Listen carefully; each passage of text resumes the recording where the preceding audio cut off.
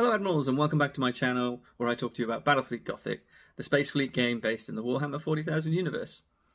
This past week I ran a poll to see which starter fleet you would all like to see next. It was between Adeptus Mechanicus and Necrons, and the Omnissiah won out. Of course it did, the Omnissiah. So I'm going to go give you a 1500 point fleet list for the Adeptus Mechanicus.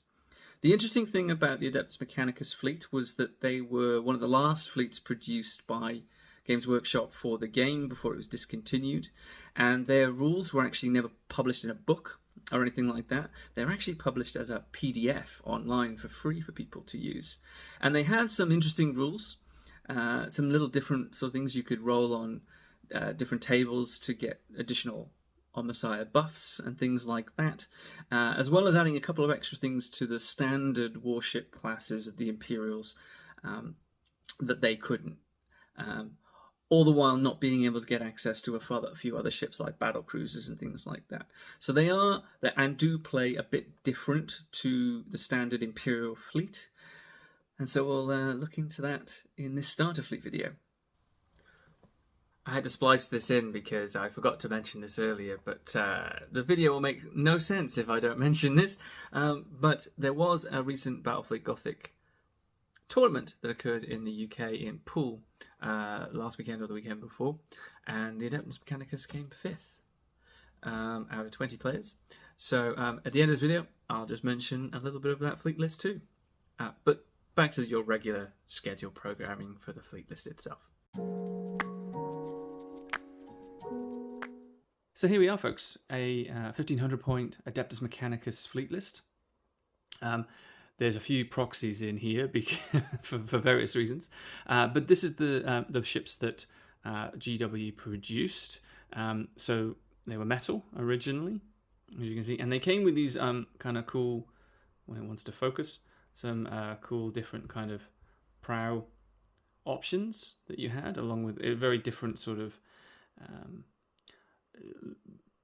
prow and hull, I suppose. And the interesting thing is, and I can thank Ray who helped write the actual original Adeptus Mechanicus rules for this. He indicated that originally they weren't going to be kind of producing this fleet, and they kind of wanted to do some more Imperial stuff. And basically, the light cruiser and the cruisers kind of came out of the fact that the Endeavour and Defiant and those sorts of cruisers failed in their resin molds, essentially. So they had all this sort of stuff that they were ready to go with but couldn't produce it. So they ended up kind of producing these sorts of ships instead and putting it as an Adeptus Mechanicus. And I'm sure Ray will provide further input in the comments in the video. So please do so, Ray. Let us know some more history and give some more facts. But they initially, when they wrote these rules as well for the Adeptus Mechanicus, they kind of undergunned them, made them a little bit less powerful intentionally. So if you ever feel the Adeptus Mechanicus are a little bit undergunned or a little bit underwhelming, they did that on purpose, folks. And I have to say, folks, while that was probably the intent originally, I've always found the Adeptus Mechanicus fleet actually quite powerful, if I'm perfectly honest. And there are a number of reasons for that. But I'll go into this particular fleet list to start. You have a battleship, a couple of cruisers, one light cruiser, and then 2 squadron of escorts. Now, there's going to be a lot of proxying here because I don't have completely everything correct, but this is actually what's called an Arch Mechanicus. But in this fleet list, it's a Retribution class battleship, so a very big gunboat. We have a Luna class, a Gothic class, and a Dictator class, along with an Endeavour light cruiser. These swords are proxying as hunters here, escorts, and these falcons over here are proxying as gladiuses.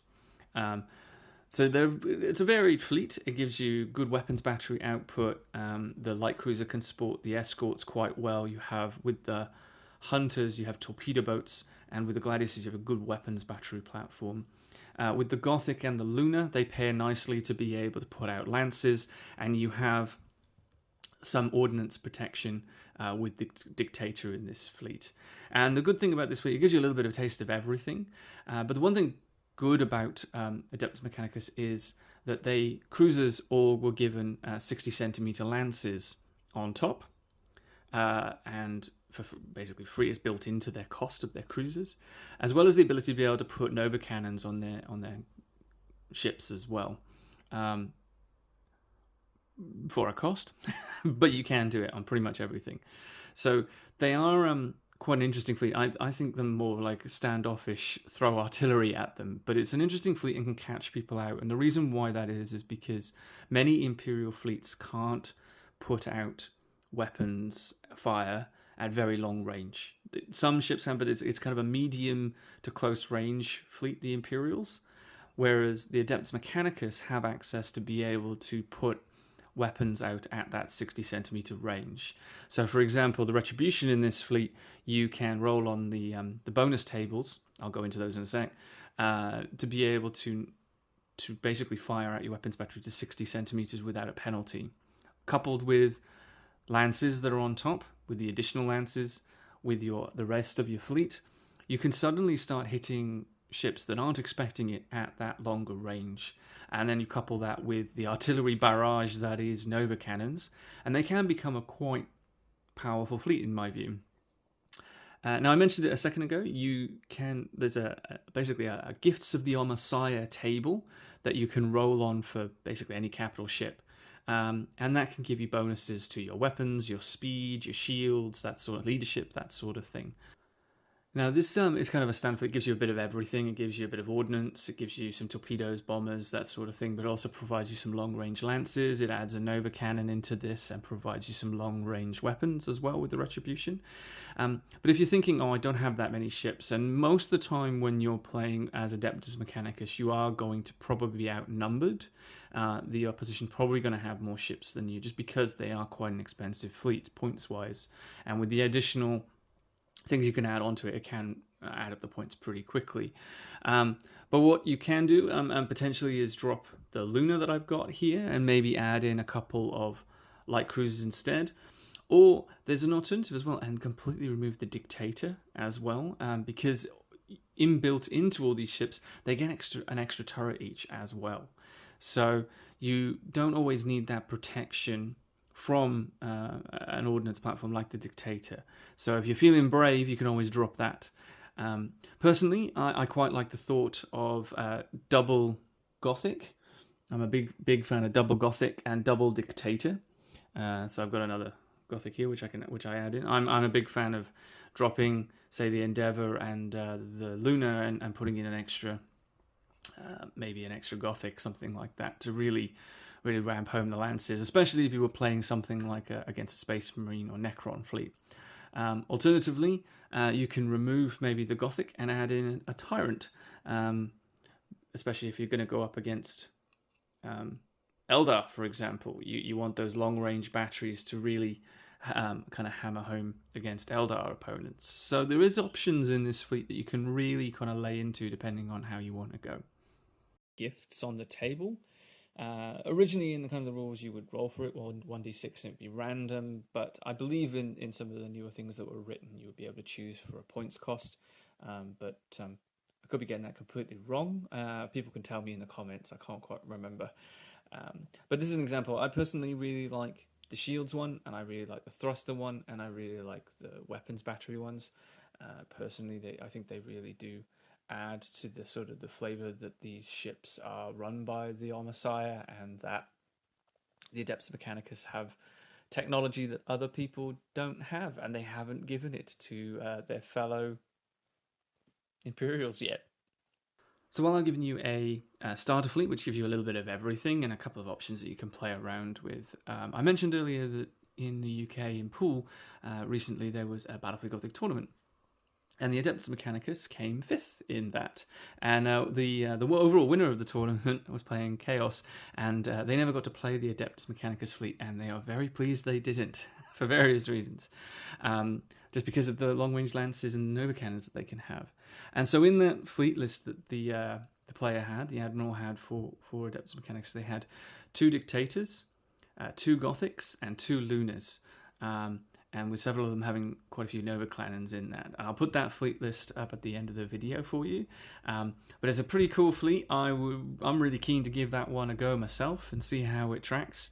and see if you can add some different flavors in and things like that. Maybe take a Luna out, maybe add something in. But I'm really keen to give it a go.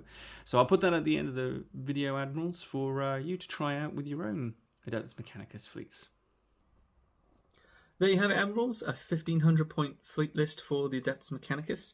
They're a very flavorful fleet with the bonuses that you can put on your Archmagos ship and things like that. There's some real fun kind of additional things. I really like extra weapons that can reach out and hit at longer range. I'm also a big fan of anything that gives you extra speed. Maneuverability is a very big aspect of any war game, but especially in Battlefleet Gothic, I find. I'm definitely keen on trying out this competitive list that popped up, which is really good fun. Please, if you have any comments, please leave them in the commentary, and especially you, Ray. I know you help make these rules, so please let us know on the history and all that sort of stuff as well. But they're really good fun fleet. They are very different. They play quite a long range boxing match and can hit fleets at longer range that you don't expect. So those additional 60cm lances are great, especially if you've got 3 or 4 of them included in a retribution. Suddenly you've got 7 or 8 coming at you. So good fleet, fun fleet, and I think personally quite powerful. But let me know what you think in the comments, Admiral. Any additional tactics, any thoughts on the Adeptus Mechanicus fleet, always welcome. Please include them. And yeah, I think maybe Necrons next. Not that they really need help or tactics, they're a really good fleet, but maybe Necrons next. Until then, thank you very much, Admirals, and I will see you again soon.